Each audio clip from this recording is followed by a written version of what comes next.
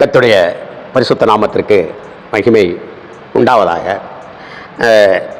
நாம் நேற்று படித்த அந்த தொடர்பை பின்பகுதியை நான் உங்களுக்கு சொல்லுகிறேன். இப்போ பாருங்கள், கர்த்தர் நல்ல கனி வகை கனி ரசங்களை கொடுத்தார். நல்லா சாப்பிடுங்கப்பா அப்படின்னு சொல்லி கொடுத்தார். இப்போது அவர் உண்டாக்குற விதத்தையும், நீங்கள் மனுஷன் உண்டாக்குற விதத்தையும் பார்த்துக்கோங்க. அதான் சொல்லுவேன், இந்த காலத்தையும் சொல்லுவேன், அந்த காலத்தையும் சொல்லுவேன்.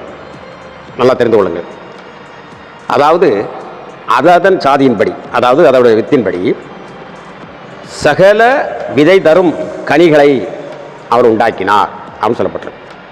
விதை தரக்கூடிய மாம்பழம் அதை சாப்பிட்டா மாங்கொட்டை இருக்கும், அப்படி இருக்கும் மாங்கொட்டை இல்லையா? கொய்யாப்பழத்தை சாப்பிட்டா சின்ன சின்ன கொட்டை இருக்கும். திராட்சை பழத்தை சாப்பிட்டா அதில் சின்ன கொட்டை இருக்கும். முந்திரி பழம் சாப்பிட்டா அதில் ஒரு கொட்டை இருக்கும். இப்படி ஆப்பிள் பழம் சாப்பிட்டா கொட்டை இருக்கும், விதை. ஆக இப்படிப்பட்ட விதை தரக்கூடியதை கர்த்தர் கொடுத்தார்.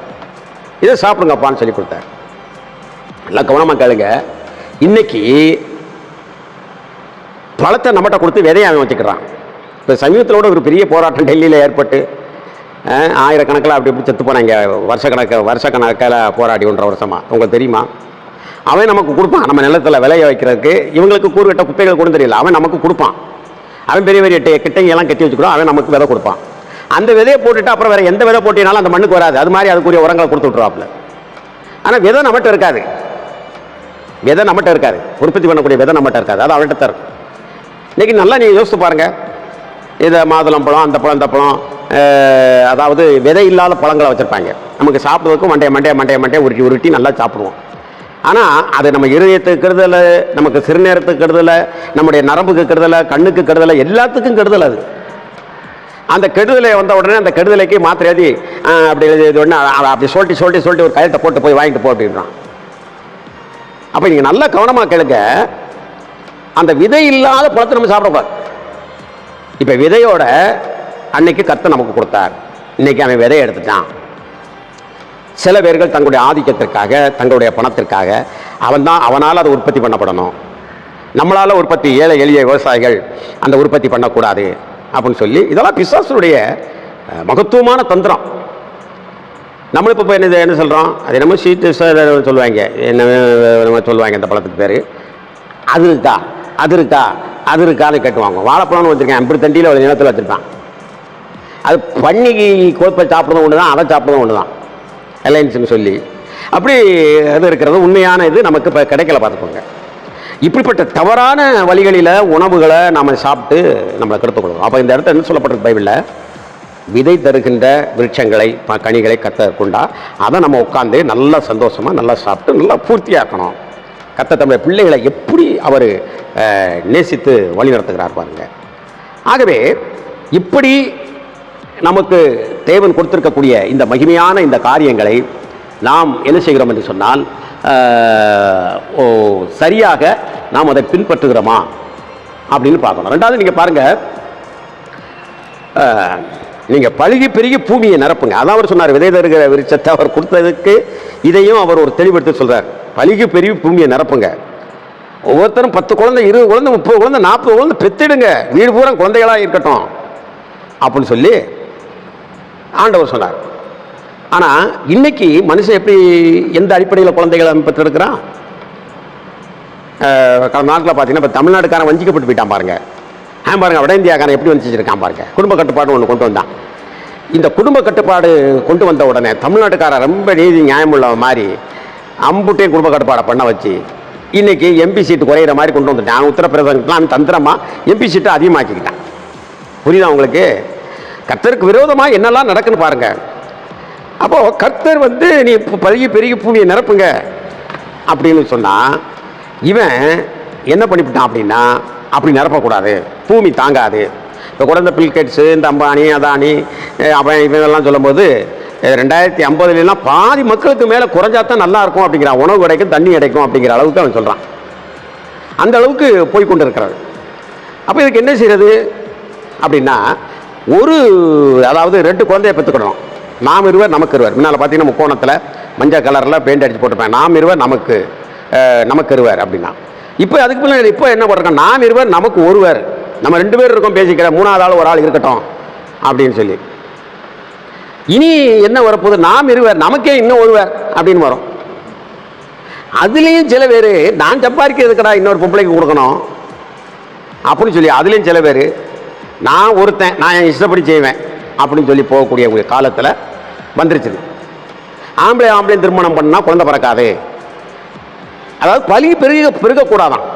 அந்த விதை இல்லாத அந்த பழங்களை சாப்பிட்றோம் இல்லையா, பழுகி பெருகக்கூடாது அப்படிங்கிற ஒரு கோமாளித்தனமான செயல்பாடுகளை இன்றைக்கு செய்து கொண்டு இருக்கிறார்கள். காரணம் பூமி சின்னதாக இருக்குது அப்படிங்கிறான்.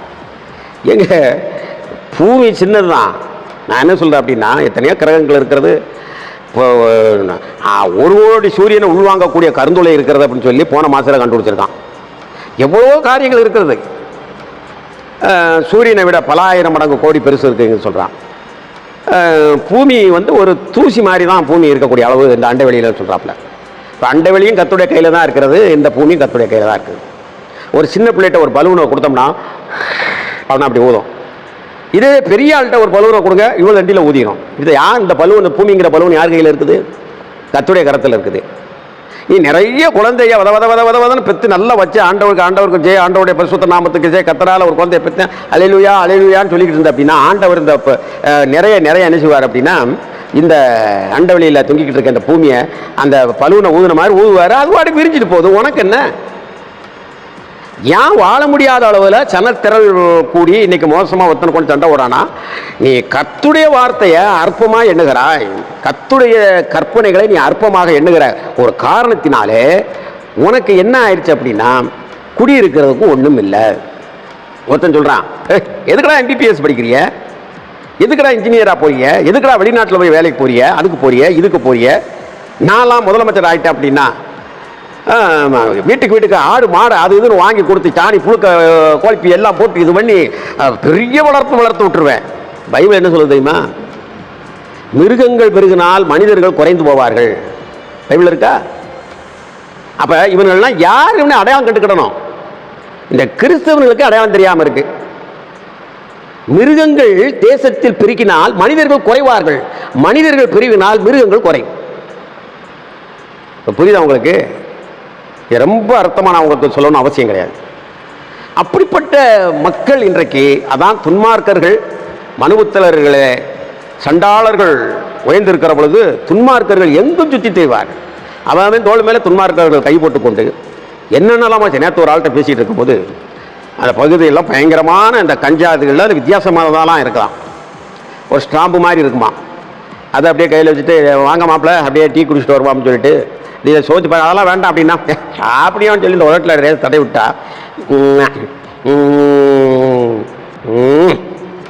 அப்படின்ட்டு 3 நாளைக்கு அப்படியே கிடப்பானா. அப்படி இதெல்லாம் கண்டுபிடிச்சி வச்சிருக்கான். நல்லா கவனமாக கேளுங்க.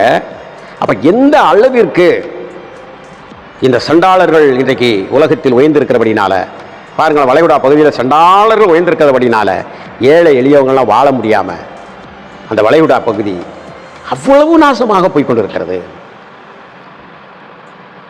எல்லாம் மோசமான நிலைக்கு போய்கொண்டிருக்கிறது. அப்போ கர்த்தருக்கு விரோதமாக பாவம் செய்கிறபடினாலே, உடைய ஆபாசமான சிந்தனைகள் இருக்கிறபடினாலே, குழந்தைகள் வேண்டாம், அது வேண்டாம், இது வேண்டாம் அப்படின்னு சொல்லிவிட்டு ஒன்று போதும்ட்டு வச்சிருப்பேன். அந்த ஒன்றுக்கு ரேசா சளி பிடிக்குது அப்படின்னா என் குடும்பத்தில் ஒருத்தனுக்கு நிம்மதி இருக்க, தாயும் தகப்பனும் விடிய அவன் சொல்லுவான், டபுள் டாக்கான் டீக்கான் மீக்கான் அப்படின்னு ஒரு ஃபோன் வந்திருக்கு, எவ்வளோடா 5 லட்ச ரூபா கொடு அப்படின்னா. மாட்டேன்னு சொன்னா, அப்புறம் இப்போ போய் நான் மருந்தை குடிச்சிருவேன் அப்படிமா. ஏடே அந்த அந்த அந்த கிழக்கு பிஞ்சையை விற்று கொண்டாந்து அவனுக்கு வாங்கி கொடுத்துருங்க. கூட 2 பிள்ளைகள் இருந்துச்சுன்னா, நீ செத்து போல அந்த 2 பேர் பார்த்துட்டு வாங்க.